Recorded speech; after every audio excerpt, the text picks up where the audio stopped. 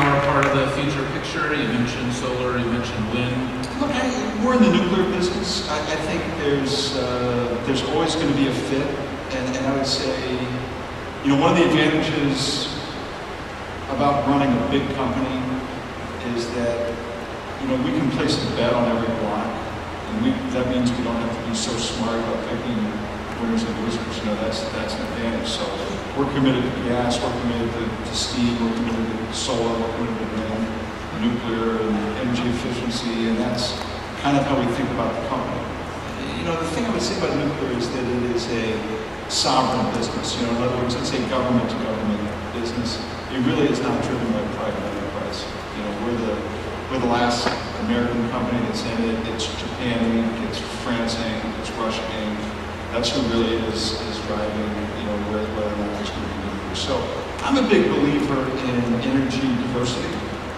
I'm a big believer in really just setting standards, high standards, and then let people alone so that they can meet those standards and be successful. But I'm here to tell you, I think the general's right in that, there's a lot of people joining the middle class. There's going to be big desires. The U.S. can completely own its energy future. It really can. And it will be the shame of a lifetime if we don't do it. Why do you think neither of the presidential candidates have taken that kind of moonshot idea that you just articulated so well? In 10 years, by the year 2022, that we are energy independent? I'm not sure I know the answer to it, because I think it is one of the most important. It gets you into a lot of territory that people don't want to talk about, because it's a little bit public policy, it's a little bit private. But Mark, I'm a guy after 30 years, I probably can't compete with General Powell, but I've been in 100 countries, and you go talk to the political leader, they talk energy, healthcare, education, and financial systems that drive entrepreneurship.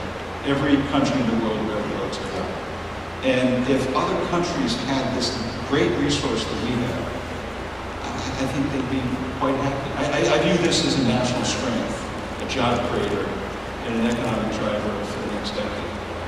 If my memory serves me correctly, every president for the last 40 years has said we want energy independence. But it never happened, and we never got on a track to achieve it. And I'm not sure that, I'd have to really think it through whether we just want to be all by ourselves, just consuming our own energy. It's an international thing. I agree with that, by the way. I don't know if energy independence is what you want. Independence isn't the right. But I think you can be self-sufficient. You can be self-sufficient. And then you can make choices about who to trade with. And a lot of the countries that deliver energy to us are, lower down on the scale, and we need to be markets for that. Let me ask you about something general that I would be remiss if I didn't. You're a world expert on international policy. We have a complex situation going on in the Middle East with Iran and the gambit with nuclear weapons. You've said before, it can be an existential threat. How do you view the situation today, and what is your recommendation for how we should handle this? I think we have been doing badly with the sanctions and other things that are being done to make it much more difficult for Iran to continue. But at the same time, I think they are very determined to have a nuclear program. I think the question is still open as to whether they want to go up and have a nuclear weapon.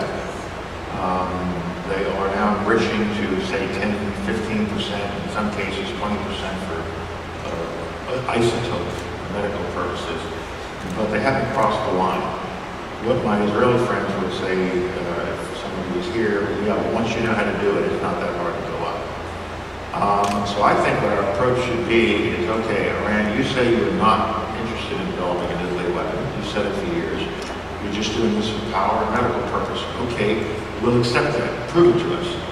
Open yourselves up to the most intrusive inspection imaginable by IAEA. We're all watching, and we're going to really do terrible things to you if you violate that.